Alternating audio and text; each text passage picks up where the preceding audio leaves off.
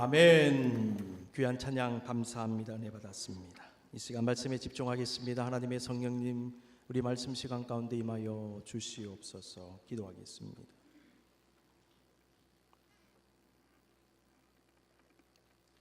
주님, 복잡한 마음, 범민들, 시끄러운 세상의 소리들, 잡생각들 잠잠케 해주십시오.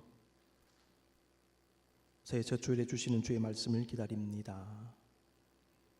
그 말씀으로 영이 소성하게 하시고 그 말씀 붙잡고 승리하게 도와주시옵소서. 성령님 친히 말씀하옵소서. 종이 듣겠나이다. 부족한 설교자의 입술도 하나님의 영이 주장해 주옵소서. 예수님의 이름으로 기도하옵나이다. 아멘. 이사야서는 이스라엘 백성을 향한 하나님의 심판의 말씀과 회복의 말씀을 동시에 담고 있습니다. 오늘 본문 이사야 43장은 하나님께서 이루실 바벨론 포로에서의 자유와 회복에 대한 예언의 말씀의 일부입니다. 아수르 제국에 의해서 멸망당한 북이스라엘에 이어서 남유다도 바벨론 제국에 의해서 멸망해 버렸습니다. 이스라엘 백성은 하나님의 선민임에도 불구하고 처참한 절망적 상황에 놓여 있었습니다. 그 당시 많은 사람들이 하나님의 선민이 어떻게 이방인에 의해서 멸망당할 수 있는지 질문했습니다. 극도의 혼란과 괴로움 속에 몸부림쳤고 바벨론 포로 기간은 무려 70년의 세월 동안 진행이 되었습니다. 많은 이들이 하나님의 선민들은 멸망당할 것 같지 않고 또 당해서는 안 된다고 생각했지만 하나님은 우상 숭배로 영적 간음죄를 저지르며 주의 법도와 질서를 무너뜨린 하나님의 선민 이스라엘 백성들에게 엄중한 심판을 허락하시고 일정 기간 고난과 인내의 기간을 보내게 하셨습니다. 이러한 이스라엘의 역사는 하나님 앞에서 죄를 짓고 타락하면 그 누구도 심판을 면하지 못한다는 사실을, 공의와 정의의 하나님의 역사를 생각하게 합니다. 우리가 잊어서는 안 되는 것은 하나님의 심판에 대한 메시지는 심판 자체에 초점이 있다기보다는 회복과 구원에 있다는 것입니다. 하나님의 목적은 무조건 벌주고 멸망시키는 것이 아닙니다. 하나님은 자신의 백성을 여전히 사랑하심으로 그들의 회개와 참된 회복을 간절히 원하십니다. 이사야서도 바로 그 메시지를 우리에게 전해줍니다. 이사야서의 내용을 크게 두 부분으로 나누어 보면 심판과 회복인데요. 하나님은 죄와 타락으로 인한 엄중한 심판을 말씀하시지만은 반드시 다시 일으켜 세우신다는 소망과 희망의 말씀이 선포되어져 있습니다. 하나님은 심판을 통해 변화와 갱신과 재건의 역사를 일으켜 주신다는 것입니다. 이러한 하나님의 회복의 역사의 특징 중에 하나는 무너뜨릴 것을 무너뜨리시고 세울 것을 세우시는 역사입니다. 노아의 홍수가 그 예 중에 하나로 볼 수 있습니다. 완전하게 무너뜨리셨죠. 그 다음에 다시 세우셨습니다. 북이스라엘과 남유다의 멸망 역시 그러한 예라고 볼 수 있겠습니다. 이스라엘에게 허락하신 하나님의 심판은 무너뜨리는 것만을 목적으로 하지 않았습니다. 제대로 세워 올리기 위한 무너뜨림이었습니다. 2000년이 넘는 교회 역사를 보아도 갱신과 개혁과 회복을 위한 크고 작은 무너뜨림의 역사가 계속되었다는 사실 여러분 기억하십시오. 이와 같은 하나님의 역사는 지금도 계속됩니다. 새롭게 하시는 하나님은 어느 순간 우리의 문제가 드러나게 하십니다. 저와 여러분이 문제를 가지고 있는데 하나님은 적절한 타이밍에 그 문제를 보여주셔서 그 문제를 해결하게 하십니다. 만약 그 문제를 모르게 하시면 어떻게 될까요? 그 문제가 점점점 터져서 나중에 감당할 수 없는 상황까지 이르게 되는 것입니다. 적절한 타이밍에 하나님은 문제를 드러내 보여주십니다. 그러므로 문제를 볼 때 고통이 말 것입니다. 불편할 것입니다. 답답할 것입니다. 그런데 그 순간은 은혜의 시간도 된다는 사실 잊지 마시기 바랍니다. 하나님은 손대시는 것입니다. 제거하시는 것입니다. 무너뜨릴 것을 무너뜨리십니다. 씻을 것을 씻으십니다. 불태울 것을 불태워 버리십니다. 그러면서 정결하게 바꾸어 가십니다. 지금 우리가 보고 있는 다양한 종류의 정치, 경제, 사회, 문화, 종교계에 수많은 문제와 혼란과 무질서의 모습은 우리에게 다양한 메시지를 주고 있는데 그 중에 하나는 그 모든 과정들이 일종의 정화와 갱신의 과정이 될 수 있다라는 것입니다. 우리는 하나님께서 그 모든 문제와 혼돈의 상황을 해결하시고 정리해 주시기를 기도하면서 주님께서 그 모든 과정을 통하여 정화의 역사가 일어나게 하시고 죄악된 것, 불의한 것들은 제거가 되어지고 하나님의 뜻에 맞는 것, 정말 세워져야 하는 것들이 온전히 세워지는 역사가 일어나게 해달라고 기도해야 할 것입니다. 단순히 해결만을 위해 기도하지 마십시오. 정말 세워져야 하는 것들이 세워지게 해달라고 여러분 미래지향적으로 비전의 기도를 들으실 수 있기를 바랍니다. 이것은 우리 개개인에게도 그대로 적용이 될 것입니다. 새해에는 정말 버려야 할 것들을 버리고 제거할 것들을 제거하며 세워야 할 것들을 다시 세우고 온전히 치유받고 회복되는 한 해가 되실 수 있기를 기원합니다. 오늘 본문은 치유와 회복을 열망하며 신년 예배를 드리는 우리에게 주시는 하나님의 말씀입니다. 첫 번째, 너희는 이전 일을 기억하지 마라. 18절 다 같이 읽겠습니다. 시작. 너희는 이전 일을 기억하지 말며 옛날 일을 생각하지 말라. 하나님은 앞으로 주어질 해방의 역사를 기대하고 바라보면서 이전 일, 옛날 일을 기억하고 생각하지 말라고 하셨습니다. 학자들은 본문에서 말하는 이전 일과 옛날 일이 무엇인가에 대해서 질문하면서 다양한 의견들을 내어놓았습니다. 이전 일과 옛날 일은 바벨론에서 겪은 혹독한 고난과 고통의 일들일 수 있습니다. 자, 이렇게 볼 때에 하나님은 앞으로 바벨론 포로에서 벗어나게 하실 것인데 그때의 고통스러운 일을 기억하지 말라는 말씀으로 해석이 됩니다. 이와 함께 우리는 지난날의 모든 죄악된 삶, 하나님 앞에 합당치 않은 잘못된 그 모든 삶의 여정을 포함하는 그 과거에 매이지 말라는 말씀으로도 이해할 수 있겠습니다. 새로운 회복의 역사를 선포하신 하나님은 과거의 잘못된 삶, 죄악된 삶, 못된 삶, 옛사람의 본성 등등 하나님의 근심이 되는 지난날의 삶을 회개하고 완전히 벗어나며 다시 돌아가지 말라고 하시는 것입니다. 그런 의미에서 이전 일을 기억하지 말며 옛날 일을 생각하지 말라고 하신 것이 아닐까 해석해 봅니다. 이전 일과 옛날 일 속에는 죄도 포함되어 있지만은 우리가 가진 온갖 종류의 상처와 고통도 담겨 있을 것입니다. 하나님은 우리에게 그러한 상처와 아픔에 더 이상 매이고 묶여 있지 말라고 하십니다. 많은 사람들이 과거의 상처에 매여 있어요. 과거의 안 좋은 일의 기억 속에 갇혀 있습니다. 아닙니다. 이제는 벗어야 합니다. 끊어내야 됩니다. 그렇지 못하면요, 미래를 사는데 과거에 매인 삶을 살게 됩니다. 가끔씩 생각이 여러분을 괴롭힐 때가 있죠. 그 부정적 생각이 더 커지기 전에 잘라버리십시오. 그 생각에 매이지 마십시오. 인간은 생각할 때 부정적으로 생각하는 경향이 있어요. 그리고 부정적 생각이 늪에 빠집니다. 더 깊이 들어가기 전에 헤어나오셔야 됩니다. 너희는 이전 일을 기억하지 말며 옛날 일을 생각하지 말라. 아울러 어떤 해석에 따르면 이전 일과 옛날 일은 오늘 본문 16, 17절에 있는 출애굽한 이스라엘 백성의 홍해를 건넌 사건, 그리고 뒤따라온 애국 군대가 홍해에서 멸망당한 일을 의미한다라고 봅니다.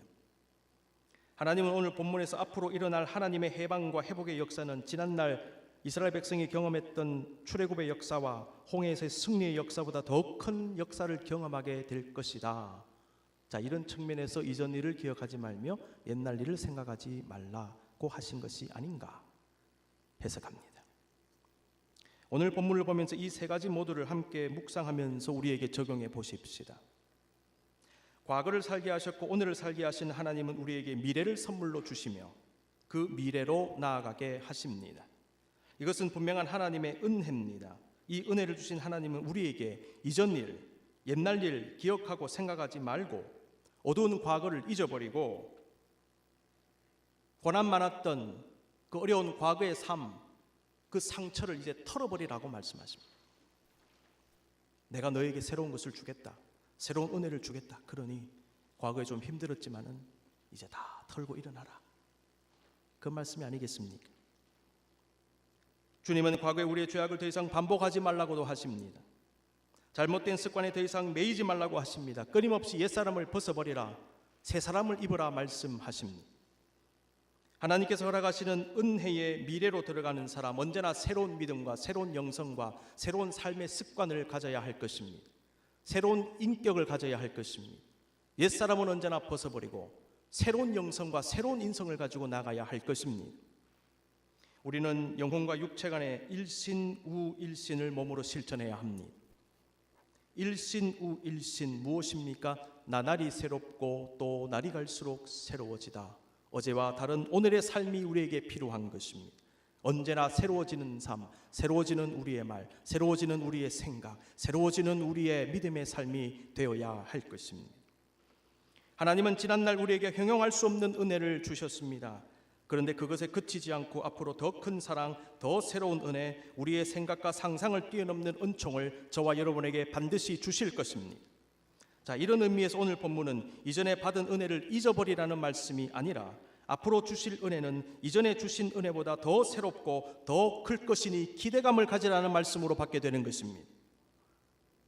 올 한 해 과거의 은혜보다 더 새로운 은혜와 복이 저와 여러분의 가정과 기업과 우리 교회에 충만하시기를 간절히 기원합니다. 두 번째, 보라 내가 새 일을 행하리니. 19절 다 같이 보겠습니다. 보라 내가 새 일을 행하리니 이제 나타낼 것이라 너희가 그것을 알지 못하겠느냐. 하나님께서 말씀하신 새 일이라고 하는 것은 기본적으로 자유와 해방과 치유와 회복의 역사로 볼 수 있겠습니다. 하나님은 우리에게 언제나 새 일을 허락하십니다. 우리는 매일같이 새로운 은혜를 입으며 오늘을 삽니다. 우리가 지금까지 살아온 것, 지금 이 자리에 이 모습으로 서 있는 것은 전적인 하나님의 은혜 때문인데 그 은혜는 언제나 새로운 것을 주시는 은혜였습니다. 우리는 지금까지 하나님의 새 일을 경험하며 여기까지 왔습니다. 우리의 삶은 과거보다 더 나아지고 더 편해지고 더 풍부해지는 측면도 있습니다.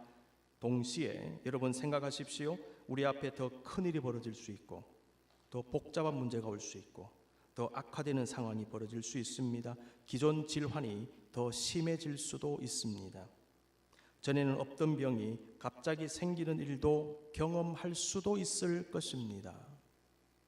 이게 우리 인생입니다. 그러므로 우리에게 필요한 것이 하나님의 새 일입니다. 하나님의 새로운 치유와 회복의 역사가 필요합니다. 우리 인생이 그렇게 녹록지 않기 때문입니다. 날이 갈수록 고난이 심해질 수 있고 문제는 더 악화될 수 있기 때문에 전에 없던 일이 막 생겨날 수 있기 때문에 그렇기 때문에 우리에게 필요한 것이 하나님의 새 일인 것입니다. 똑같은 일이 반복되어진다면 하나님의 새 일이 왜 필요합니까? 하나님은 우리에게 더 큰 은혜를 주셔야 우리가 살 수 있습니다. 우리의 연약함을 아시는 주님, 우리의 인생의 길이 얼마나 척박한지를 아시는 주님께서는 그런 의미에서 우리에게 새 일의 역사를 허락해 주시는 것입니다. 여러분, 우리가 고향집에 오랜만에 갈 때 혹은 어느 집에 초대를 받아갔을 때에 우리의 부모님이나 초대해 주신 가정은 우리에게 찬밥을 데워서 내오지 않습니다. 집에 이미 해놓은 밥이 있겠지만은 자식을 위해서 새 밥을 지어 내어놓는 것이 부모님의 마음 아닙니까? 그것이 손님을 대접하는 사람의 마음인 것입니다. 사랑의 하나님도 이와 같습니다. 하나님은 따뜻한 새 밥을 지어주시는 어머니와 같이 우리에게 언제나 새로운 은혜를 주시는 사랑 많으신 하나님인 줄로 믿습니다. 주의 은혜는 아침마다 새롭고 주님의 성실은 우리의 생각 이상으로 큽니다. 좀 어렵고 힘든 일이 있으시더라도 우리에게 새로운 은혜를 주시고 새 일을 행하실 그 주님 바라보며 올 한 해 잘 감당함으로 승리하실 수 있기를 바랍니다. 하나님은 보라 내가 새 일을 행하리니 라고 말씀하시면서 이제 나타낼 것이라 너희가 그것을 알지 못하겠느냐라고 하셨어요. 너희가 그것을 알지 못하겠느냐, 문법적으로 보면 또 문학적으로 보면 반어법이죠. 무슨 얘기입니까? 너희가 그것을 믿어야 한다는 것입니다. 이스라엘 백성들은 하나님을 순전히 잘 믿지 못할 때가 많았습니다. 그 과거를 주님이 아시기 때문에 너희가 그것을 알지 못하겠느냐? 내가 좀 힘들어도 눈에 보이는 것이 없어도 당장은 없어도 내가 반드시 새 일을 행할 것이니 그것을 믿어야 한다. 사랑하는 성도 여러분, 여러분이 처한 상황과 환경 속에 지금 아무것도 안 보일 수가 있어요. 일이 복잡하게 보이고요, 해결의 기미가 안 보이는 일들이 있을 수가 있습니다. 답을 찾고 계십니까? 길을 찾고 계십니까? 주님 말씀하세요. 이제 나타낼 것이라 너희가 그것을 알지 못하겠느냐? 내가 반드시 너에게 열어 보이리라. 반드시 새 일을 허락할 것이다. 믿으라. 믿고 기도하며 나아가라. 오늘 우리에게 말씀하십니다. 저명한 영성신학자 헨리 나우넨이라는 분이 있죠. 이분이 쓴 책 가운데 Spiritual Formation이라는 책이 있습니다. 두려움에서 사랑으로라고 번역도 되었습니다. 이 책은 영성 형성 혹은 영성 개발에 관한 책입니다. 저자는 이 책에서 7가지의 영성 형성의 방법을 소개하면서 그 방법들을 통해 우리의 내면에서 일어날 수 있는 변화의 모습들을 기술했습니다. 저자에 따르면 우리는 하나님과의 깊은 영적 교통을 통하여 불투명에서 투명으로 넘어가는 과정을 경험할 수 있다라고 말했습니다. 헨리 나우엔은 영성 형성 혹은 개발을 설명하면서 자신을 온전히 비우고 성령으로 충만해지는 과정이다 라고 말했습니다. 이게 영적으로 형성되는 과정이다라는 것입니다. 영성이 개발되면 하나님을 더 잘 경험할 수 있을 것입니다. 그런데 그 과정에서 흐릿한 것들이 투명하게 보이는 일을 경험합니다. 여러분, 기도는 흐릿한 것을 또렷이 보게 하는 어떤 것입니다. 기도 중에 비전을 받아요. 기도 중에 하나님의 해결의 역사를 보게 되는 것입니다. 막막한 마음을 가지고 기도했는데 기도 중에 하나님께서 풀어가시는 것을 느끼고 경험하게 되는 것입니다. 그 다음에 우리가 뭐라고 고백합니까? 기도의 응답을 받았다라고 고백해요. 기도의 응답을 받았다. 무엇입니까? 불투명에서 투명으로 넘어갔다는 것입니다. 기도 중에 받은 비전을 해석하고 구체화시켜 주는 게 뭔가? 말씀입니다. 그래서 기도와 말씀은 같이 가야 합니다. 여러분, 그래서 기도만 하지 마십시오. 언제나 말씀을 같이 묵상하시며 기도하실 수 있기를 바랍니다. 말씀을 통하여 비전이 임하고 또 기도 중에 감동을 통하여 비전을 받는데 그 말씀이 그 비전을 구체적으로 알게 하는 것입니다. 이러한 모든 구체적 이해의 과정에 개입하시는 분이 성령님이십니다. 성령님은 말씀과 기도와 비전을 이끌어 가시고 그 모든 것을 통해 우리를 만들어 가십니다. 그래서 formation이라는 말을 쓰는 겁니다. spiritual formation, 영적으로 형성이 되어져 간다. 하나님을 만난 사람은 우리의 삶에서 불투명하게 보이는 것들을 통하여 투명한 어떤 것을 보는 영적 체험을 할 수가 있습니다. 예를 들면 우리의 눈에 보이는 자연과 수많은 사건과 현상들은 우리가 잘 알 수 있는 것 같지만 사실 잘 이해하지 못하고 파악이 안 되는 경우가 많아요. 저와 여러분이 보는 어떤 현상을 여러분 정확하게 이해하십니까? 인간은요, 보면서도 알지 못합니다. 들으면서도 깨닫지 못합니다. 이 현상이 도대체 무엇인가? 어떻게 이 일을 우리가 해석해야 되는가? 뉴스를 통해 보면서도, 눈으로 보면서도 이해가 안 되는 것이에요. 불투명성입니다. 그런데 믿음을 가지고 성령님과 동행하는 사람은 자연 그 너머에 계신 주님을 분명히 보고 깨닫게 되는 것이죠. 로마서 1장 20절 말씀, 창세로부터 그의 보이지 아니하는 것들 곧 영원하신 능력과 신성이 그가 만드신 만물, 무엇입니까? 자연 아닙니까? 여기에 분명히 보여 알려졌나니 그러므로 그들이 핑계하지 못할지니라. 타락하기 전에 인간은 하나님의 형상을 가졌기 때문에 자연 속에 깃들어진 하나님의 임재 역사를 보고 깨달아 알 수 있습니다. 영적 인지 능력이 살아있다는 것이죠. 그런데 죄악으로 타락됐기 때문에 하나님의 형상이 파괴됐기 때문에 영적 인지 능력을 잃어버린 거예요. 그렇기 때문에 자연 속에 담긴 하나님의 임재 역사를 깨닫지 못합니다. 그런데 예수 믿고 구원받고 성령 받고 하나님의 형상이 회복되면 자연 만물 속에 깃들어진 하나님의 섬세한 손길을 비로소 다시 깨닫게 되는 것입니다. 그래서 우리는 자연 만물을 통하여 하나님을 찬양하는 것입니다. 그래서 주 하나님 지으신 모든 세계 내 마음속에 그리어 볼 때 주님의 높고 위대하심을 내가 찬양합니다. 그 자연 속에 역사하시고 자연 만물을 창조하신 하나님을 높여 드립니다. 비로소 이 눈이 열리는 것이죠. 무엇입니까? 불투명에서 투명으로 넘어가는 것입니다. 성령의 사람은 눈앞에서 일어나는 현상과 사건 너머에 계신 주님의 뜻을 점차로 깨달아 알게 됩니다. 처음에는 그 일이 무슨 일인지 잘 몰라요. 그런데 시간이 지날수록 분명해지는 것입니다. 아, 하나님 이런 뜻이 있으셨구나. 이런 섭리가 있으셨구나. 이것이 그런 이유 때문에 생긴 일이구나. 이렇게 처리하셨구나. 불투명에서 투명으로 넘어가요. 그래서 믿음의 백성은 어떤 사건을 경험하면서 이해를 하기 시작합니다. 하나님의 역사를 경험하게 되는 것입니다. 나에게 주신 메시지가 있었다는 것을 알게 돼요. 그 사건을 통해서 역사하신 주님을 만나게 되는 것입니다. 그래서 바울처럼 약함을 통해 강하게 하시는 주님의 뜻을 발견하고 감사도 하게 돼요. 처음에는 내 몸에 있는 병의 의미를 몰랐어요. 그저 고통 속에 울부짖으면서 없애달라고만 기도했죠. 그런데 바울의 기도가 바뀌었지 않습니까? 왜 바뀌었습니까? 하나님의 뜻을 깨달았다는 거예요. 불투명에서 투명으로 넘어간 것입니다. 시간도 우리에게 불투명성으로 다가옵니다. 우리는 시간 속에서 언제나 바쁘고 빠른 시간 속에 무력감을 느낍니다. 시간의 흐름 속에 생기는 예상치 못했던 일들로 말미암아 당황하기도 합니다. 그리고 앞으로 무슨 일이 일어날지 몰라 염려하고 어떤 일 기다릴 때 그 일들이 부정적으로 나에게 다가올까 봐 걱정하면서 그 기다리는 시간이 얼마나 고통스럽게 느껴지는지 모릅니다. 여러분, 우리에게 좋은 일이 있을 때 시간은 행복한 시간이죠. 이 시간이 가지 않으면 좋겠다라고 생각합니다. 그런데 불행한 일이 생기고 사고가 생기고 아픔이 생기고 질병이 생길 때 그것을 견뎌내는 그 시간이 얼마나 나에게 큰 압박감을 주는지, 이 시간 좀 빨리 지나갔으면 좋겠다. 너무 이 시간이 나를 괴롭히는 거예요. 그 시간 속에 우리는 불투명성을 느끼는 것입니다. 고통을 느낍니다. 그러나 믿음의 사람은 우리에게 인간적인 시간인 크로노스만 있는 것이 아니라 하나님의 시간인 카이로스도 있다는 사실을 깨닫고, 크로노스를 관통하여 들어오는 하나님의 카이로스의 시간에 하나님의 뜻이 정확하게 이루어진다는 사실을 깨닫고, 그 시간을 통하여 마치 창문이 활짝 열리고 커튼이 걷혀져서 그 창문 너머에 있는 세상을 바라볼 수 있게 되었듯이 하나님의 뜻을 비로소 분명하게 발견하게 되는 것입니다. 언제요? 그 하나님의 시간에. 투명성에서 불투명성에서 투명으로 넘어가는 순간입니다. 역사를 보는 관점 두 가지를 얘기하자면 공시적 관점과 통시적 관점이라고 말할 수 있겠습니다. 공시적, synchronic, 통시적, diachronic 이렇게 얘기합니다.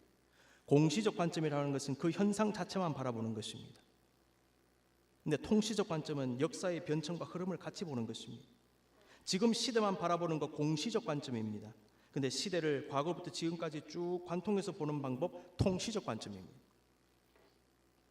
우리가 지금의 역사적 상황 속에만 들어가 그 상황만 보면 혼돈스럽고 불투명하게만 보일 것입니다. 도대체 이 일이 무슨 일일까 이해가 안 가는 것입니다. 그러나 역사를 통시적으로 보다 넓은 관점에서 보면 어둠을 거두시고 빛을 주신 주님, 혼돈과 무질서를 바꾸어 주신 주님, 질서를 세우신 주님의 역사를 읽게 되는 것입니다. 하나님의 창조의 역사, 구약의 수많은 회복의 역사가 그러합니다. 모든 역사를 보십시오. 불투명성에서 투명성으로 넘어간 과정이었어요. 하나님의 창조의 과정을 보십시오. 케이아스에서 코스모스로 넘어갔어요. 예수 그리스도를 통한 구원의 역사가 그러합니다. 초기 교회가 환란을 뚫고 나간 역사가 그러합니다. 종교개혁이 그러합니다. 그 이후에 일어났던 위대한 선교의 역사도 그러합니다. 하나님은 지금도 섭리 가운데 인류 역사를 불투명에서 투명으로 이끌어 가시는 것입니다. 그렇게 역사하신 하나님은 새로운 것을 주시는 주님, 새 일을 행하시는 주님인 줄로 믿습니다. 새로운 깨달음, 새로운 마음, 새로운 영혼, 새로운 생각, 새로운 말과 행동과 삶으로 우리를 인도하십니다. 지금 우리가 보기에 수많은 복잡한 일들, 혼돈스러운 일들이 너무나 많습니다. 그런데 여러분 희망을 놓지 마십시다. 하나님은 반드시 불투명에서 투명으로 바꾸어 주실 겁니다. 하나님은 다시 세워가고 계시는 것입니다. 주님은 우리의 몸과 마음도 새롭게 하십니다.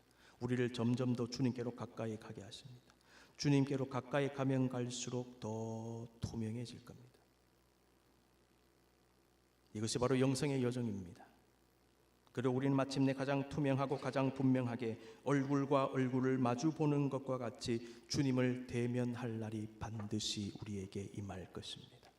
고린도전서 13장 12절 다 같이 읽습니다. 시작. 우리가 지금은 거울로 보는 것 같이 희미하나 그때는 얼굴과 얼굴을 대하여 볼 것이요 지금은 내가 부분적으로 아나 그때는 주께서 나를 아신 것 같이 내가 온전히 알리라. 완벽한 투명의 시대가 반드시 올 것이다. 얼굴과 얼굴을 마주 보는 것 같이 알 수 있는 그때가 반드시 올 것이다. 나는 지금 그 역사를 일으키고 있다. 그 새 일을 진행하고 있다. 주님의 말씀입니다. 성도 여러분, 올해 우리 교회의 목회 표현은 치유입니다. 올해 우리 교회는 치유받고 치유하는 교회가 되어지기를 소망하고 실천하기를 원합니다. 우리 가운데 문제가 없는 분이 없어요. 올 한 해 특별히 치유를 위해 기도하십시다. 그 다음에 치유받으면서 우리가 해야 될 일이 있습니다. 남을 치유하는 데 쓰임받는 것입니다. 우리 가정과 우리 이웃과 친구들과 주변과 우리 조국과 이 세상과 선교제들과 우리가 치유 사역에 일발해야 되는 부분들이 많습니다. 그래서 하나님 우리를 쓰시기 원하십니다. 우리 가정을 쓰시기 원하십니다. 나 한 사람을 쓰시기 원하십니다. 내가 너를 먼저 치유하고 치유받은 너를 통하여 너의 치유를 통하여 다른 사람도 치유하기를 원한다. 이 주님의 세미한 음성을 붙잡고 올 한 해 승리하실 수 있기를 바랍니다. 하나님은 우리를 통하여 불투명에서 투명으로 만들어 가실 것입니다. 눈을 감겠습니다. 여러분 이 시간 묵상하십시오. 이전 일을 기억하지 말며 옛날 일을 생각하지 마십시다. 원래 하나님께서 우리에게 허락하실 새 일을 믿고 기대하며 나아가십시다. 새로운 2025년에도 우리 교회에, 여러분의 가정과 기업에, 여러분 각자의 모든 삶에 하나님이 자유하게 하심과 회복하심과 치유하심으로써의 새 일들로 가득하시기를 기원합니다. 이렇게 되게 해 주십시오. 이러한 치유의 은혜를 받게 하여 주시옵소서. 말씀을 가슴에 품고 잠시 결단하며 기도하겠습니다.